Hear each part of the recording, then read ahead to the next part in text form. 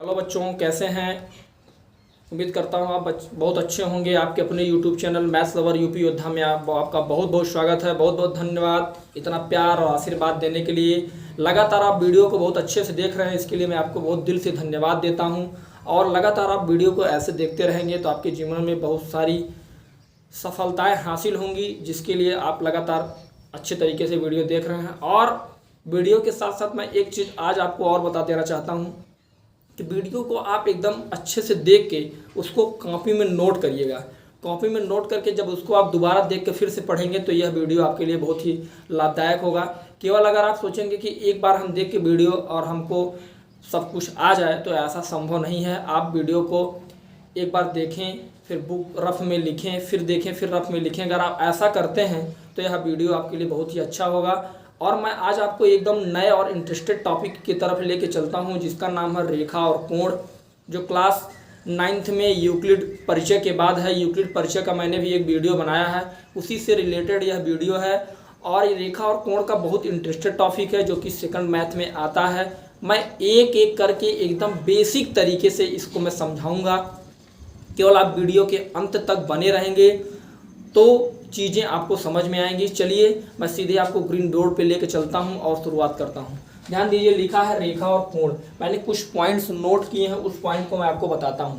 जैसे जब मैं पिछला वीडियो जब आप देखे होंगे, उसमें यूक्लिड के परिचय में मैंने रेखा और रेखा के कुछ प्रकार और उसमें बहुत सारी चीज़ों के बारे में बताया था। कोण के बारे में भी आपको बताया था। लेकिन यहाँ उसी से रिलेटेड वीडियो है। इसमें आज मैं कुछ एग्जाम्पल्स आपको सॉल्व करवाऊँगा कि कोण के अंतर्गत कैसे कैसे सॉल्व किए जाते हैं और कोण में क्या क्या क्वेश्चन आता है, सब मैं आपको एक एक करके बताऊंगा डिटेल में। लिखा है सीधी रेखा। सीधी रेखा का मतलब क्या है? ऐसी रेखा जो किसी भी बिंदु पर अपनी दिशा नहीं बदलती है, उसे कौन सी रेखा कहते हैं? सीधी रेखा। दिशा के बारे में जानिए। अगर रेखा जिस दिशा में चल रही है, जिस रेखा जिस दिशा में गमन कर रही है, चल रही है, वह अपनी दिशा इधर उधर नहीं करती, मतलब लेफ्ट या राइट या किसी और दिशा में नहीं जाती है, उसको कौन सी रेखा कहते हैं? सीधी रेखा।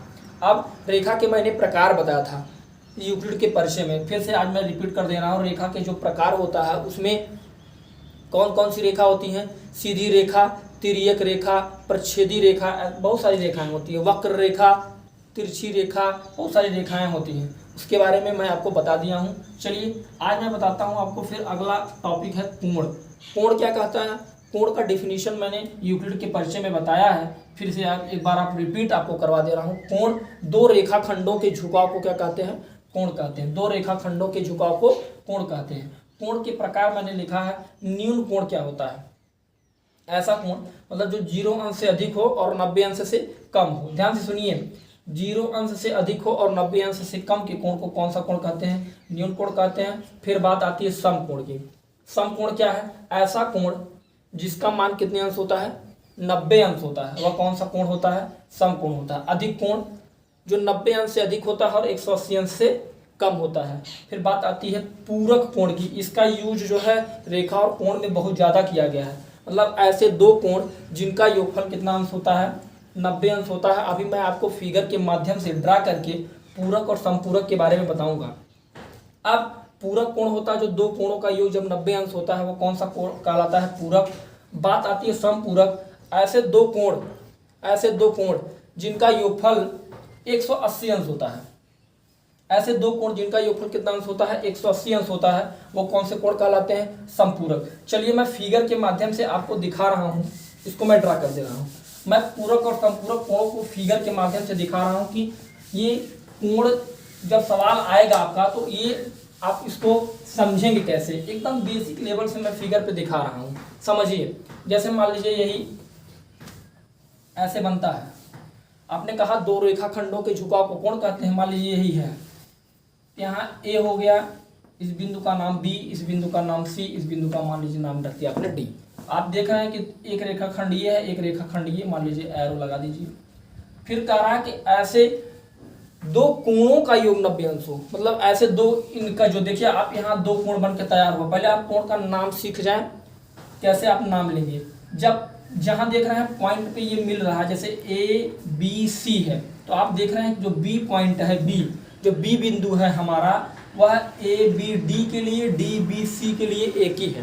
तो आप यहाँ कोण जब लेना चाहेंगे तो आप लिखेंगे कोण ए बी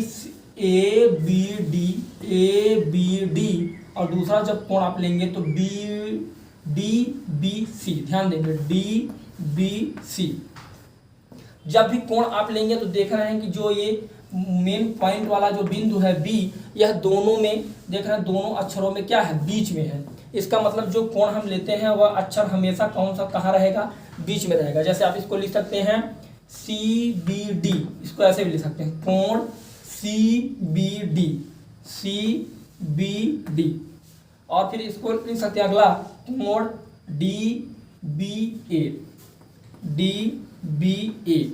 ये मैं आपको जो लिख के दिखा रहा हूँ इसमें आप ये समझिए, आप इसमें एक बात कॉमन बात है, इसमें कॉमन पॉइंट क्या है, आप देख रहे होंगे बेटा कॉमन पॉइंट इसमें जो बी है, बी सभी कोणों में बी, देखिए बी वाला अल्फाबेट बीच में है कि नहीं, बीच में है कि नहीं, तो दोनों सभी में बीच में है। इसका मतलब जब भी हम कोण का नाम बनाते हैं या कोण लेते हैं तो जो बी पॉइंट होता है या कोई भी आप जब एंगल बनाएंगे, जब बी बीच में रहेगा तो आप समझ जाइएगा कि ये सही कोण लिया गया है। अब बात आती है पूरक कोण के दो कोणों का योग 90 अंश कैसे होता है। मान चलिए जैसे ये 60 अंश है, ये 60 अंश है, ये कितना है 30 अंश है, तो देखिए दोनों कोणों का योग कई अंश होता है 90। तो आप लिख सकते हैं कोण ए बी डी प्लस कोण डी बी सी। तो इन 60 और 30 कितना हो गया, 60 अंश प्लस 30 अंश मिलके कई अंश हो गया, 90 अंश हो गया। इसका मतलब पूरक कोण का मतलब इन दोनों का योगफल कितना अंश होगा, 90 अंश होगा। चलिए अभी आप पूरक कोण के बारे में जानिए, मैं इसको इरेज कर दे रहा हूं, आप समझिएगा। अब बात आती है समपूरक की। समपूरक में लिखा है समपूरक कोण का मतलब ये होता है कि दोनों कोणों का योगफल कई अंश होता है, 180 अंश होता है। इसका मतलब जैसे इसमें एक रूल फॉलो होता है, मैं उसको पहले आपको बता दे रहा हूं। जैसे इस रूल से जानने से पहले एक चीज आपको मैं और बता दे रहा हूं, बहुत ही अच्छा टॉपिक है जिसका नाम है कोणों का समद्विभाजक। समद्विभाजक का मतलब क्या है, समान दो भागों में बांटना।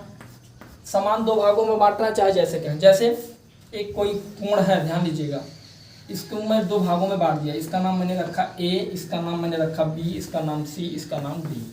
आप समझिएगा ये फिगर कहता है कि दो छोटे कोणों का योगफल बड़े वाले कोण के क्या होगा, बराबर होगा। मान लीजिए ये पूरा बड़ा वाला कोण कई अंश है, 90 अंश, तो ये कितने अंश के होंगे, ये 45 का होगा, ये 45 का होगा। तो आप लिखेंगे कैसे, ये जो है इसका यूज किया जाता है। जैसे बड़ा वाला कोण का नाम क्या है, ए बी सी, तो आप लिखिएगा ए बी सी बराबर, मतलब बड़ा वाला कोण दोनों छोटे कोणों के योगफल के क्या है, बराबर है। तो छोटा वाला कोण क्या है, A B D plus D B C, कोण डी बी सी।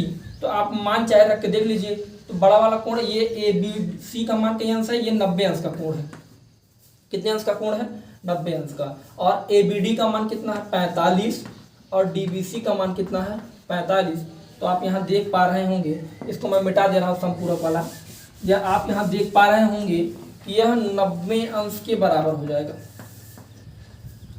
दोनों 90 अंश के बराबर है कि नहीं। इसका मतलब यह है, इसका मतलब आप यह कह सकते हैं, ये जो लिखा मैंने इसको ध्यान से समझिएगा, तो मैं अंडरलाइन कर दे रहा हूँ।